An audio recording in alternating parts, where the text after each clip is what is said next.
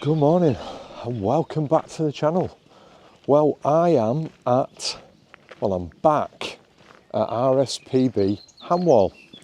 And the reason why I've come back, only 6 weeks since I last visited, was lots of people put in the comments about the fact that when you come to RSPB Ham Wall, it's really important that you go and visit the hides.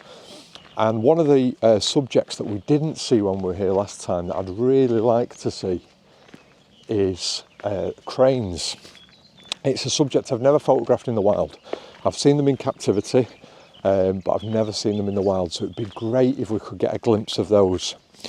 So we've come back down. We're staying just in Glastonbury, which is only a stone's throw from where we are, and we've got up nice and early, much to my wife's horror, and we're here and we're going to explore, and we're going to get in some of these hides, and we're going to see what we can see. It is beautiful. What a stunning morning. It's a bank holiday weekend. The car park is already quite busy, so I'm imagining that it's going to be quite busy. So come along for the journey and see what I see.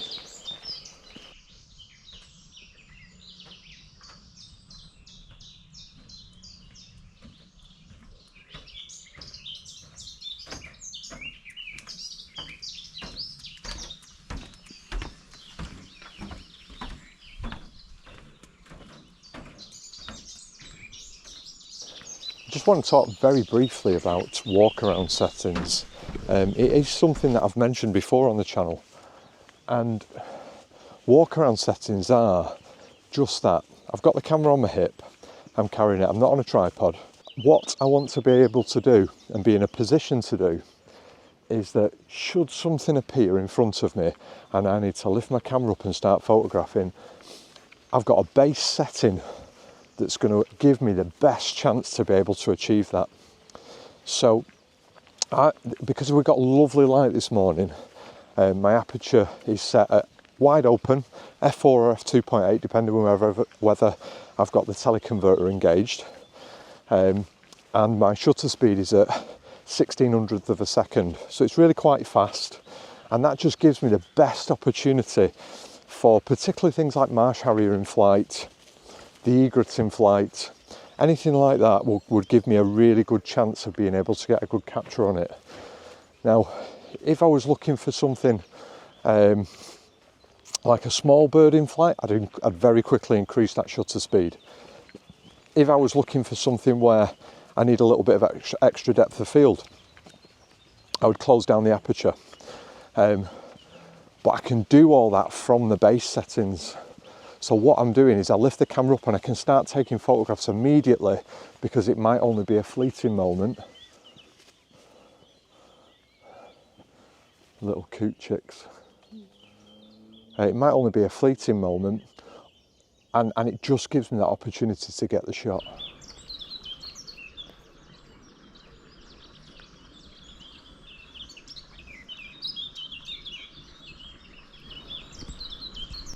So typically I'm talking about base settings, and I've got the camera in my hand, and what should happen is I catch out of the corner of my eye some coot chicks, which are quite nice. I'll pop a picture up on the screen now for you to see, and then in the background,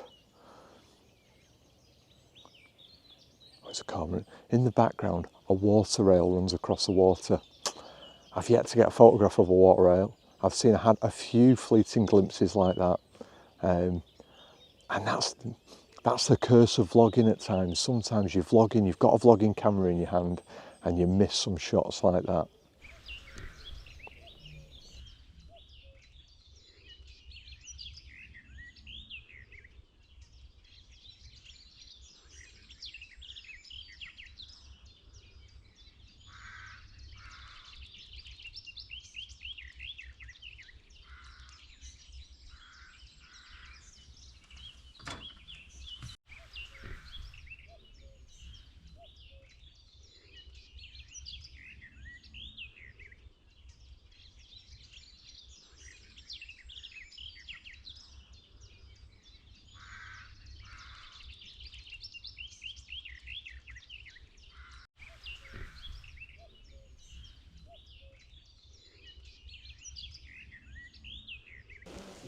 So this is the Avalon hide, and it's a really, really good viewing platform. You're much higher up, you're above the reeds, so you've got a really good view out over the reed beds. And this is the place to come if you want to capture birds in flight. So we've just had a pair of great egrets that were, one chasing another off the area, and so you've got some interaction between the two birds, which is fantastic. We've got marsh harriers which are hunting all around the hide. They never come close to the hide though. Marsh harriers are notorious for that. They just seem to know there's a perimeter of probably a good 200-300 metres around this hide, and they don't ever seem to drift into that. So we saw 3 bitten in flight from this hide. So yeah, it's a really, really good place. Definitely bring binoculars and you can be scanning those reed beds and looking for your subjects. We've heard lots of bitten calling, which is absolutely fantastic to hear. And there's a Getty's warbler that is definitely calling just down here, but I can't find it. Fabulous though.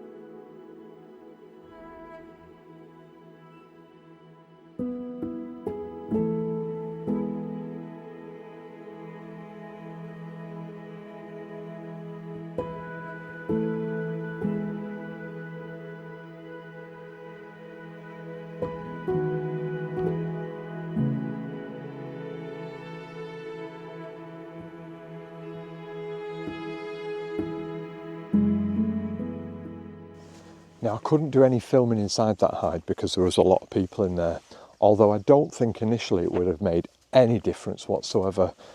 It baffles me when people come all this way to see wildlife, to see birds at an RSPB reserve, and then they get in a hide and they talk loudly. I mean, they were talking so loudly that in the end, my wife Jen asked them to be quiet. Good on her, because to be honest with you, it was driving everyone mad. They were dead loud. Now, we had an absolutely epic encounter while we were in there. We actually had 2 bittens. I saw a bittern in the reeds, clocked it, got a little bit of video for you, which I'll pop up on the screen while I'm talking. I definitely took a few photographs in the reeds, but it was so far off, it was difficult to focus on the bittern itself, and I've probably picked up the reeds that were sitting in front of it. But then the bittern took off. He took off from the reeds. Now, I didn't video that. I took some photographs, which I'll pop up on the screen. And that flew kind of towards us just ever so slightly and then peeled off to the left. And the reason it peeled off to the left was there was a second bittern that came from our right and chased it right the way out.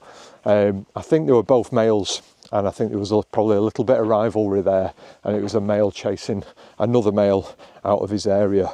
But absolutely wonderful to see. Oh, and not the only thing that we saw there. Obviously seen quite a few marsh harrier that have been hunting around, which has been really, really nice. And a kingfisher. Jen spotted the kingfisher. It landed on a bulrush and it sat on the bulrush. I've got a little bit of a video and a few photographs just before it flew off. So yeah, that was the Avalon hide. No cranes though. So we continue to look and hopefully we'll find them.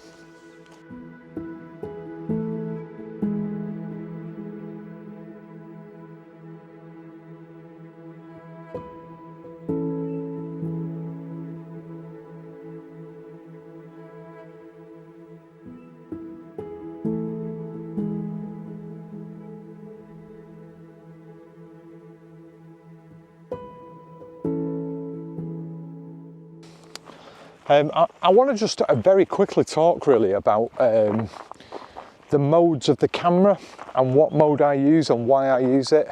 It is a question that I often get asked. Do I shoot in aperture priority, shutter speed priority, manual mode? And I'm going to start off by saying that I don't believe that that one mode is better than the other. What I do believe is that you will find a mode that you are confident with. And if you are confident with that mode, that's the mode that you're going to go with, because you're more likely to have success in a mode that you understand. So if you're an aperture priority shooter, stick with aperture priority. If you are a shutter speed priority, stick with that. I shoot in manual, but with auto ISO. So it's not true manual. If it was true manual, I would be in control of the shutter speed, the aperture, and the ISO, which is the sensitivity of the sensor. And I'd control all three to get the correct exposure. And if I was photographing landscape photography, that's exactly what I would be doing. Although, to be honest with you, when I'm shooting landscape, I predominantly shoot in aperture priority because it's on a tripod and it doesn't really matter that much. But for wildlife photography, there are two things that I need to be in control of. And the first is shutter speed, and I think that's probably the most crucial, is shutter speed. You need to be aware of your shutter speed all the time, and I think one of the things when people first start taking photographs of animals that they get wrong is they underestimate just how fast you need the shutter speed to be to freeze your subject and get those pin sharp images that we're often looking for. Now, there is a place for a slow shutter speed, and you will have seen in recent years in Wildlife Photographer of the Year, intentional camera movement is something that people aspire to, and that's completely fine. But if we're talking about technically really clear images that are pin sharp, then your shutter speed needs to match your subject. Then the second thing I like to be in control of is aperture.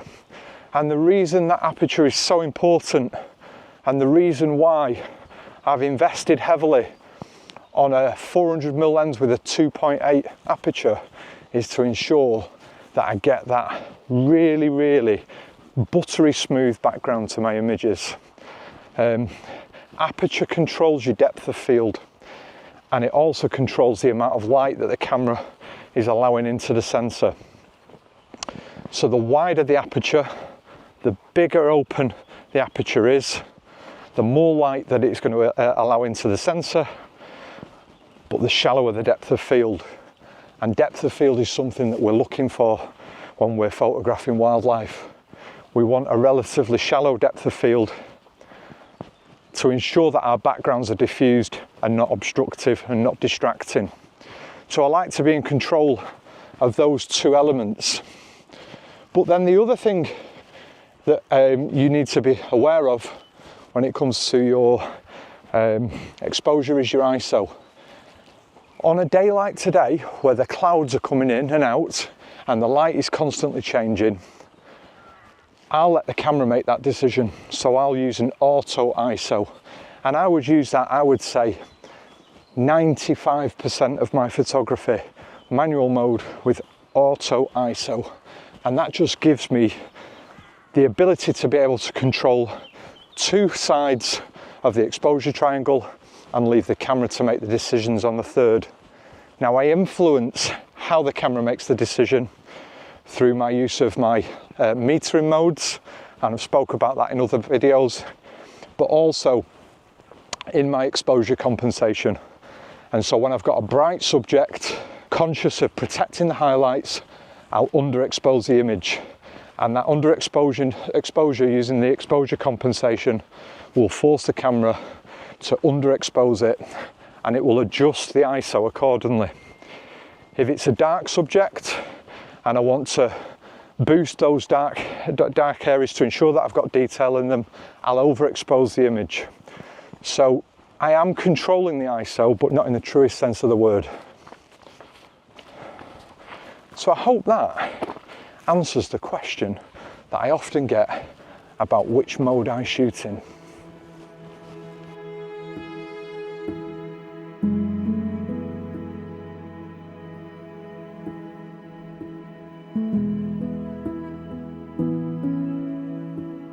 I'm a very, very happy man.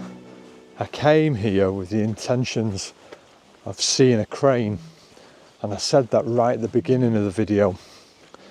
And I've been to WWT Avalon Marshes this morning, had a great morning there, and I thought I would just chance my arm and come back to RSPB Ham Wall for one last attempt at trying to see the crane. And not only have I seen the crane, I've seen the crane in flight and being mobbed by a marsh harrier. Totally unexpected. And I've also seen two marsh harrier go in and predate a coot nest. Not the nicest of things to see. I didn't actually see whether they had a chick in their talons or not, but they certainly swooped in and the coot went berserk on the water. So it was definitely, maybe it deterred them. But there was actually two, a male and a female marsh harrier, and I've got both birds in the same shot. If it's any decent, I will pop it up on the screen now.